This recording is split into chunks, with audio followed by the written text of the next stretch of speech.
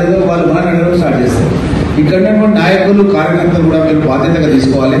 నేను ఒక 5,000 applications print చేయించి మన అధ్యక్షుడికి ఒక 1000 అప్లికేషన్స్ ఇచ్చి గ్రామాలన్నీ కూడా పంచమని చెప్పిన.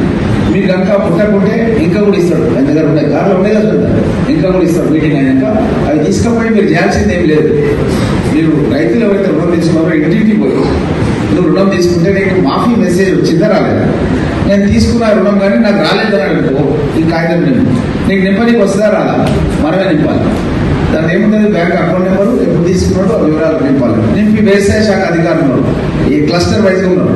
మనకు ఎన్ని క్లస్టర్స్ ఉన్నాయి ఇక్కడ, ఏమేమి ఉన్నాయి, మనకు 5 క్లస్టర్స్ ఉన్నాయి. మీకు అందరూ తెలుసు. ఈ క్లస్టర్స్ కూడా ఇట్లాంటి ఆఫీసులు ఉన్నాయి. అక్కడ ఉన్నటువంటి సమస్యలు ఏమున్నాయి, ఎవరు రుణమాఫీ కాలేదు గురించి వాళ్ళు కూడా యాప్ రేషన్ కార్డు లేదో వాళ్ళకి రాలేదు.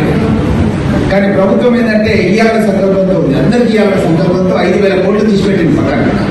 వివిధ కారణాల మూలంగా రానులందరికీ ఇవ్వడానికి కానీ 5,000 కోట్లు పక్కన పెట్టింది. 18,000 కోట్లు ఆల్రెడీ జమ అయిపోయినాయి. మన నియోజకవర్గానికి 260 కోట్లు ఆల్రెడీ మన ఖాతాలో పడ్డాయి. 260 కోట్లు. ఇక్కడ రైతులు ఎవరైనా ఉంటే ఒకసారి చేతులు లేపాలి. ఎవరికైతే డబ్బులు పడ్డాయో వాళ్ళు ఒకసారి చేతులు పడ్డాయి లేపాలి. పడ్డోళ్ళు ఎంత పడ్డాయి మనకి అమ్మా? 80,000, 40,000.